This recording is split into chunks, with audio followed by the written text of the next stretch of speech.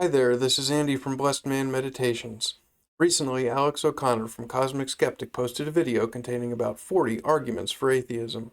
I have no personal vindictive vendetta against Alex or against any other atheist.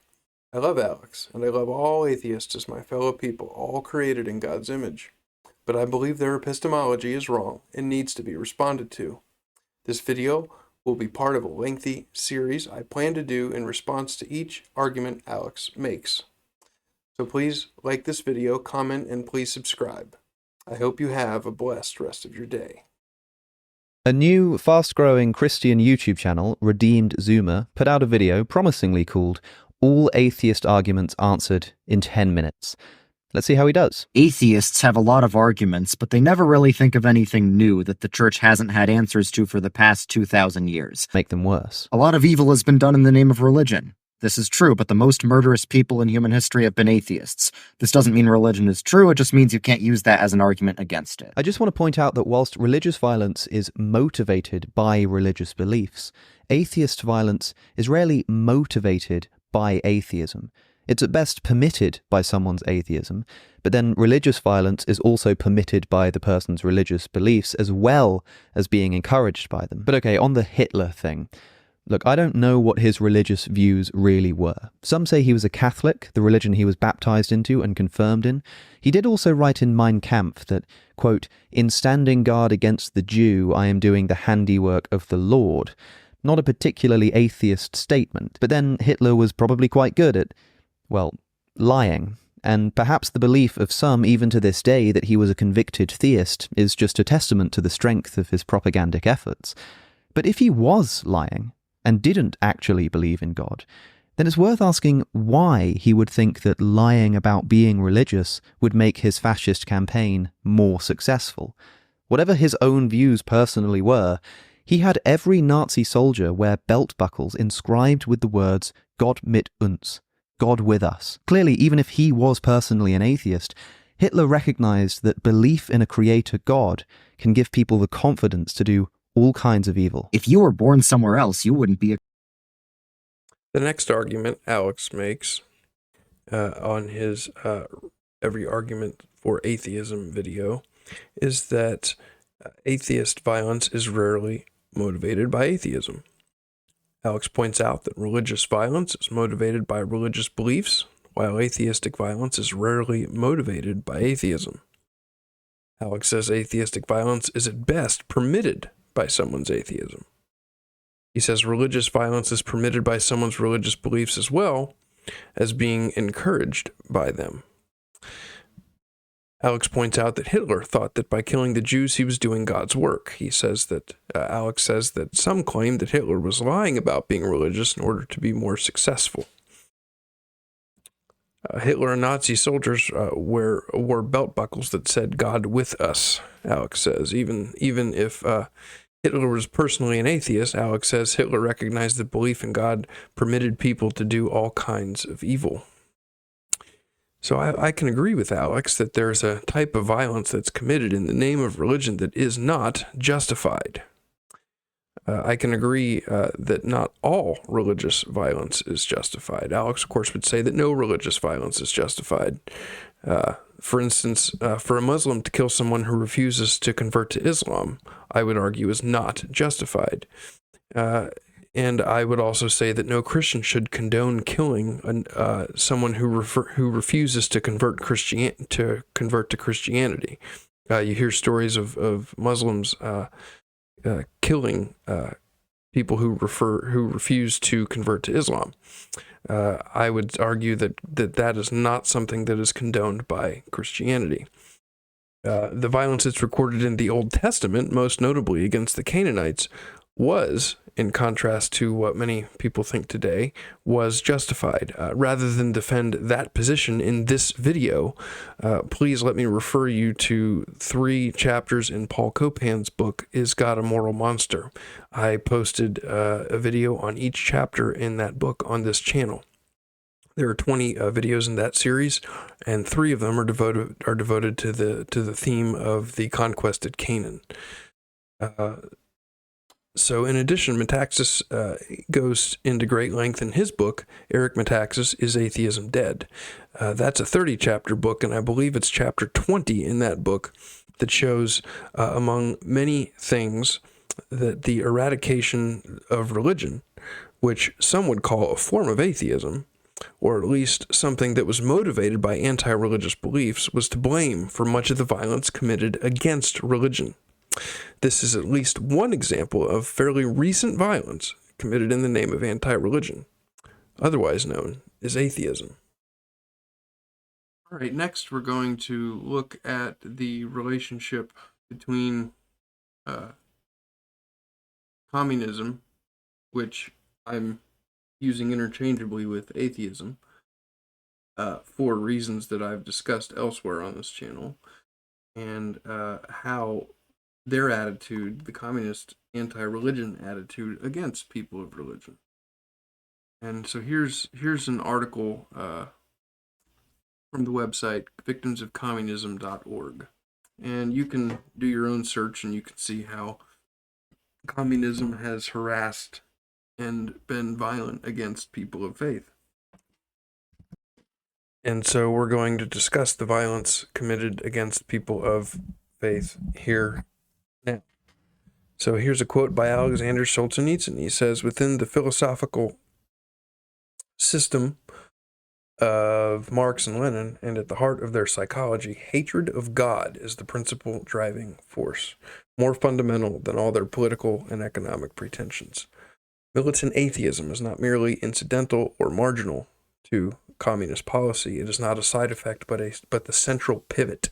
To achieve its diabolical ends, communism needs to control a population devoid of religious and national feeling, and this entails the destruction of faith and nationhood.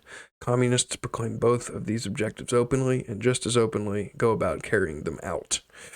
And this is very reminiscent of the current attitude expressed by atheists toward people of faith.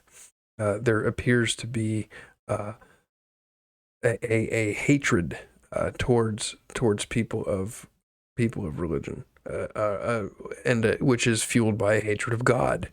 And for this God that they profess does not exist, they sure speak of him as though they hate him because of how they feel that he acts. So let's look at the Marxist-Leninist view of religion. It says most Americans believe in God, and a majority observe some form of religion and spiritual practice. Communism theoretically, ideologically, and historically opposes God and all forms of religion. Communism, according to that definition, that sounds just like atheism. From the time of Karl Marx to today, communism is based on the abolition of religion. Sounds like atheism today. In 1844, Marx wrote, quote, religion is the sigh of the oppressed creature, the heart of a heartless world, and the soul of soulless conditions. It is the opium of the people, end quote. He compared religion with opium because he believed that religion, like a drug, provides at best temporary relief from pain and suffering. For Marx, man created religion to survive life's hardships. You hear atheists say that today, that atheism is a man-made convention, that man created religion. This famous quote's more than a summary of Marx's views of religion and God. Marx was an avowed atheist, and he denied the existence of a divine being or God. This denial stands as a major cornerstone of Marx's outlook, in which religion is a symptom of the evil bourgeois society. He predicted that communism would eliminate the need for religion. Once freed from capitalist oppression, people would no longer need the illusory relief they sought in artificial faith. In its place, Marx believed that human self-consciousness would, through the abolition of the capitalist society, remove the causes for alienation and suffering. So you can see that this Marxism, the philosophy behind this Marxism undergirds much of what the atheists avow, or much of what the atheists, the mainstream atheists that are popular on the internet, they communicate similar ideas.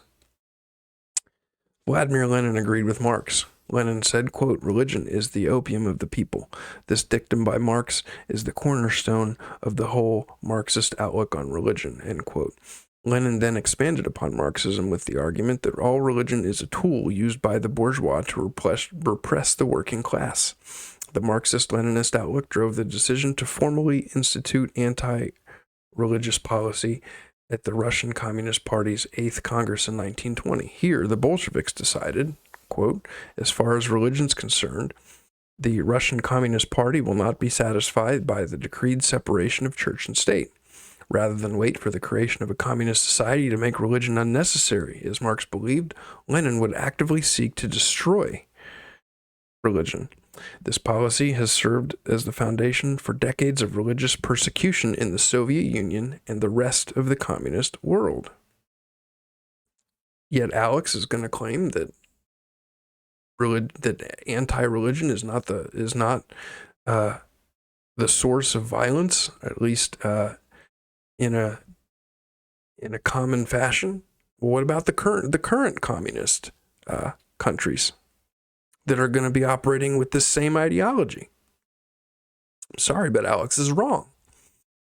From the Bolshevik Revolution onward, religious persecution was the key feature of the Soviet regime. Lenin characterized religion as one of the forms of spiritual oppression, which everywhere weighs down heavily upon the masses of the people. At the same time, Lenin presented communism as a liberating doctrine that would free those shackled by the restrictions of religious belief. And that's what you hear some of the popular contemporary atheists say today. Maybe not in exactly the same terms, but they refer to religion as shackles and things that keep us from being as progressive as we need to be. So both a militant atheist and a communist revolutionary, Lenin worked to eliminate religion in general and to overthrow the church-backed monarchy in Russia, in particular with violence, if necessary. Well then, so then the atheists are going to scream at those who support religion, and they're going to say how religion was responsible for violence. Well, or continues to be responsible for violence in certain parts of the world. Well, here's an example where anti-religion is the source of violence. While he worked to cement the power of the Bolsheviks, Lenin primarily focused on attacking religion as an institution, pushing religion out of public life. Stalin and later generations of Soviet rulers would advance Lenin's atheism and attack religion even in private life. Prior to the Bolshevik Revolution, the Orthodox Church was a vital aspect of Imperial Russian society. Lenin's approach required the destruction of an essential and ingrained part of Russian culture. Lenin's actions against the Orthodox Church included seizing land, taking away various privileges, and legalizing roles from the church, and removing all signs of religion from government practices. I remember that being referred to in Is Atheism Dead? Chapter 20. Some of those things sound familiar. Bolsheviks and later communists filled journals and newspapers with propaganda directed at all believers. Actually, I think they were the part that I just referred to from Is Atheism Dead? That was in the extra research I found during the presentation of that video. So the Bolsheviks created atheist museums in former churches and used education programs specifically designed to eliminate religious customs and beliefs. See, this is a very intentional, ideologically motivated attack against faith, against God, against people of faith. Local level authorities violently implemented Lenin's policies of religious eradication, executing Orthodox and Catholic bishops and priests, imprisoning or exiling others, closing churches by force, and desecrating objects of religious veneration. By the end of the attacks, 28 bishops, 1,200 priests, and over 20,000 parishioners had been killed or executed. The communists had also stolen 940 pounds of gold, 550 tons of silver from the church to fund the government. In the end, Lenin and the Bolsheviks achieved another communist goal and destroyed the last element of traditional Russian civilization. Although the Orthodox Church was the largest religious denomination in Russia, other religious groups were persecuted just as violently. For example, in 1930, one Soviet official reported that 87% of Muslim religious centers have closed down, as have more than 10,000 of 12,000 mosques. So it wasn't just against Christianity, and that's what the current atheists of today do. They don't just attack Christianity, they attack all religions. Although the Orthodox Church was the largest religious denomination in Russia, Other religious groups were persecuted just as violently. For example, in 1930, one Soviet official reported that 87% of Muslim religious centers have closed down, more than 10,000 of 12,000 mosques. Stalin utilized the League of Militant Godless, a group established by communists in 1925 to promote atheism and socialism, to crush all religious influences in the Soviet Union. In 1932, the League issued a 5-year plan of atheism that aimed to leave not a single house of prayer in the Soviet Union by 1937. By the end of 1937, Russian authorities arrested almost 140,000 Orthodox clergymen, 85,300 of which were shot. The 5-year plan of atheism, which paralleled Stalin's Great Terror for the 3-year period from 1936 to 1938, had a dramatic impact on religious life in Soviet Russia and beyond. While Stalin would briefly ease the persecution of religion and try to use it under state control during World War II, Khrushchev's de-Stalinization marked a return to more militant atheism. Then there's the religious oppression in the Eastern Bloc. The Soviet oppression of religion wasn't limited by its own borders. The Soviet Union also enforced religious persecution across the Soviet-occupied Eastern Bloc. Stalin and his successors targeted Christians throughout its republics and worked to eliminate religion across their occupied territories in Central and Eastern Europe. In 1951, the Soviets carried out Operation North, a deportation plan aimed at exiling almost 10,000 Jehovah's Witnesses from Ukraine, Belarus, Moldova, and the Baltics. Following Stalin's death in 1953, Nikita Khrushchev carried out a renewed and vigorous assault on religious institutions and ideals. The Soviet rulers conducted a widespread closure of churches. Khrushchev's anti-religion campaign of 1959 to 64 targeted 20,000 Orthodox churches in the Soviet Union. By 1975, only 7,000 remained. Almost two-thirds of them were gone. In 1967, Albania became the world's first atheist country with a proclamation by communist dictator Enver Hoxha. He argued that the nation's religious diversity would destroy Albania's national uniqueness and that the religion of Albanians is Albanianism. Hoxha solidified this proclamation in 1976 when Albania added its official policy of atheism to the country's constitution. Catholics and Muslims were equally vulnerable under the Hoxha regime. Professors of religion suffered repression and were shot or imprisoned. The Albanian communists imprisoned and tortured for 25 years the son of a Muslim cleric who delivered a speech entitled "What is Communism and Its Consequences for Albanian Religion and the Nation?"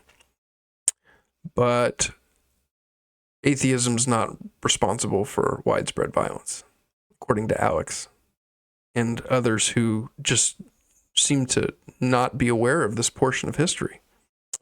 Bulgaria also persecuted its Muslim population, particularly during a forced assimilation campaign throughout the 1980s.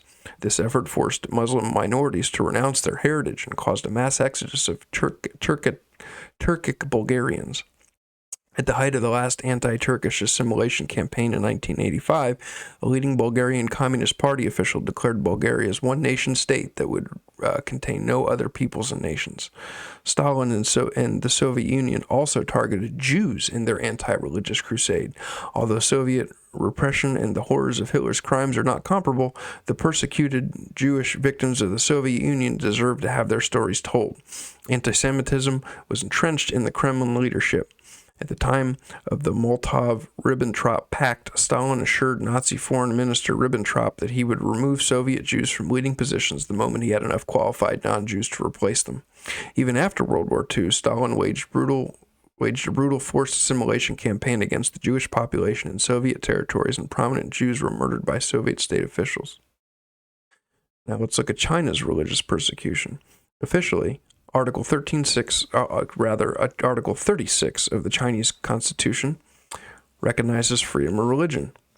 It says, no state organ, public organization, or individual may compel citizens to believe in or not to believe in any religion, nor may they discriminate against citizens who believe in or do not believe in any religion. In reality, the Chinese Communist Party exerts totalitarian control over religion and ensures the country's 5 legal faiths, Buddhism, Taoism, Islam, Catholicism, and Protestantism, adhere to Beijing's ideology and policy. So they claim to let you have freedom of religion, but it's not really freedom because you have to do it their way. The Chinese Communist Party established the practice of supervised religion in 1997 and placed the state as the head of all religious institutions in China, requiring all spiritual organizations to register with authorities or risk persecution. Religious persecution began with Chairman Mao Zedong, his annexation of Tibet in 1950, and continued throughout China with the Great Leap Forward and the Cultural Revolution. In Tibet, China's invasion was followed by an attempt at forced assimilation and cultural genocide, including the almost total destruction of Buddhist monasteries and monastic life. Well, the atheists like to throw that word genocide around in reference to how religion is responsible for genocide.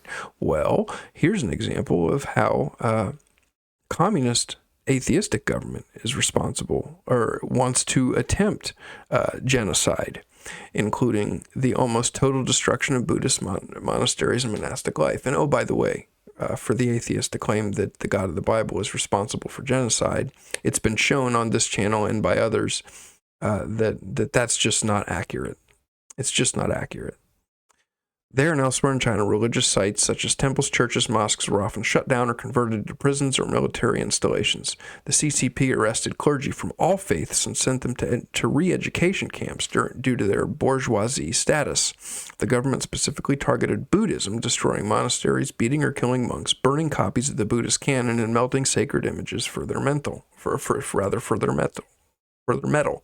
The government also confiscated Buddhist properties and land. Religious persecution continues to this day in China. After Mao's death, the CCP adopted a policy of limited religious toleration in exchange for loyalty to the party. In February 2020, current President Xi Jinping clarified the Communist Party's position on religious freedom, drafting a new regulation which orders religious leaders to love the country, uphold the CCP's leadership, uphold the socialist system, abide by the constitution, laws, regulations, and statutes, practice socialist core values, support China's religious principle of independence and self-determination, support China's policy of sinification of religion, support national unification, ethnic solidarity, and religious harmony and social stability. Today, those who decide to practice their faith outside the confines of what Beijing deems appropriate are subjected to gross human rights violations. On atheism, what rights does anybody have? There are no rights. There shouldn't be on atheism if we're going to be consistent. In June 2021, human rights experts reported that foreign organ harvesting in China appears to target specific ethnic, linguistic, or religious minorities. China holds these people in detention, often without explaining the reasons for arrest. Furthermore, China imprisons Uyghur Muslims in re-education camps as it wages a genocide by means of execution and forced sterilization against religious minorities in the nation's Jinping religion. China also has achieved success in creating a majority atheistic country. According to the World Economic Forum, China is the most atheistic country in the world, and in 2020, the U.S. State Department estimated that 52% of the population identified themselves as atheist. Religious groups in China must worship in underground churches or in jail cells because China actively persecutes religion that does not conform to China's strict policies. In China today, 8 Roman Catholic bishops are being actively persecuted by the CCP, the Chinese Communist Party, for their beliefs and religious activities. 1 of every 5 people in the world are spiritually shackled. Communists wanted to eradicate religion because they believed that faith had power to influence people's actions, something the communists feared they could not control. Religion gave people hope, allowed people to think for themselves, and reminded people that they could find meaning in life outside of communism. That's interesting because some of the more contemporary popular atheists would disagree with the statement that religion helps people think for themselves, allows people to think for themselves. They think that you need to be free from religion in order to be able to think for yourself. That's just wrong. Communism misunderstands human nature. Persistent efforts of the Communist Party to eradicate religion could not and has never eliminated all religious practice. People have always and will always long for something deeper and instinctively know that there's more to life than being part of a state and its means of production. Under communist persecution of religion, courageous faith leaders and followers have always emerged to stand for their belief in God and against the communist oppression. While communism promoted and funded atheism, religion moved underground to survive and grow.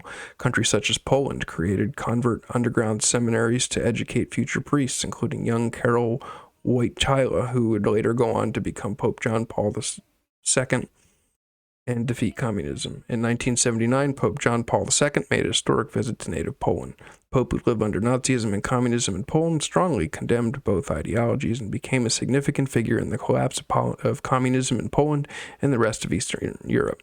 John Paul's visits to his homeland revealed to the world that the Polish people had never lost their faith and were united in their opposition to communism. The seminary that Pope John Paul II attended was led by Archbishop Safia in Krakow, Poland, during both Nazi and Soviet occupations. During this period, students in Sofia Seminary lived with the risk that if they were caught by either totalitarian system, they faced deportation to concentration camps, imprisonment, or execution. Even with these risks, many willingly became martyrs to save the church and its message for future generations. Following Pope John Paul II's example, Father Jerzy Popieluszko took his mission in Poland. He consistently spoke out against the evils of the communist regime in his sermons and became a target for the Polish security service. In October 19th, 1984, his body was found in the Vistula River, badly bruised and beaten. The father's example and words encouraged Poles peacefully to resist communist oppression. Religious leaders throughout Central and Eastern Europe suffered similar fates to Populescu in fighting for religious freedom. Richard Wurmbrand, the Lutheran minister in Romania, preached against the communist regime in bomb shelters, helped smuggle Bibles into Russia, and is reported to have distributed 1 million copies of the Gospels to Russian troops by disguising the books as communist propaganda. Romanian communist officials frequently arrested Wurmbrand and his wife for their efforts, beat and tortured them, and at one point threatened them with execution. The above examples are but a few of the many faith leaders who courageously stood for their beliefs to fight against communism's vision of an atheist society. Contrary to the predictions of Marx and the active efforts of many communist leaders, religious belief and practice did not fade away with the establishment of communism. Just the opposite happened. Religion and faith leaders ultimately assisted in destroying Marx's ideology, and communism as a system of rule in Europe continued to stand against communism around the world. That's not to say, however, that decades of communist rule did not have a lasting impact on religious belief in many countries.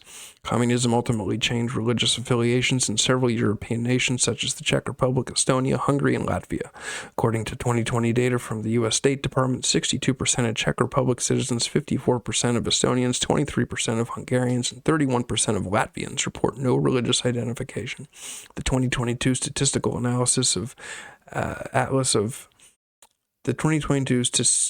Atlas of European Values shows low and often declining rates of belief in the importance of religion, belief in God, and regular church attendance.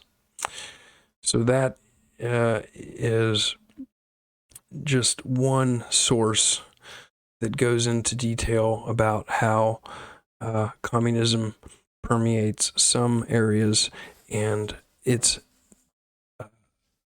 harassment of people of religion, its persecution of people of religion. And if you listen to the atheists, they sound a lot like the communists. Some of the atheists sound a lot like the communists that are described in works like this. I see the evidence of your good.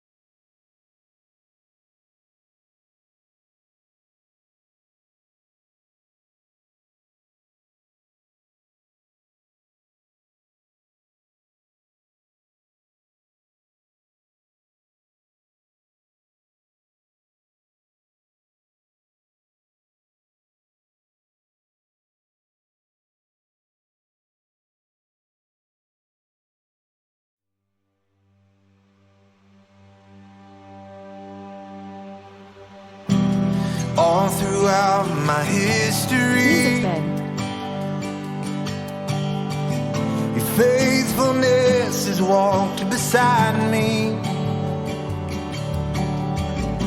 The winter storms made way for spring.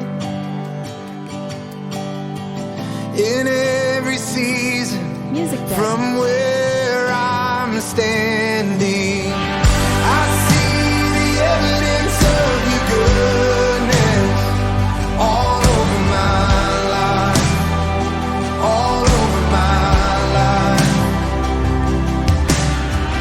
I see your promises in fulfillment all over my life, all over my life. Help me remember when I'm weak. Fear may come, but fear will leave. You lead my heart to victory. You are my strength, and you always will be. I see the evidence of your goodness all over my life, all over my life. I see your promises in fulfillment all over my life, all over my life. See the cross, the empty grave, the evidence is endless. All my sin rolled away because of you, oh Jesus. See the cross, the empty grave, the evidence is endless. All my sin rolled away because of you, oh Jesus. Oh, I see the evidence of your goodness all over my life, all over my life. I see your promises in fulfillment all over my life, all over my life. Yeah, I see the evidence of your goodness. When I wake up in the morning, I see your mercies anew. Yeah, you're all around us. I see your promises in fulfillment all over my life. Yeah, you're all around us. So why should I fear? The evidence is here. Why should I fear? Oh, the evidence is here. Music Bed.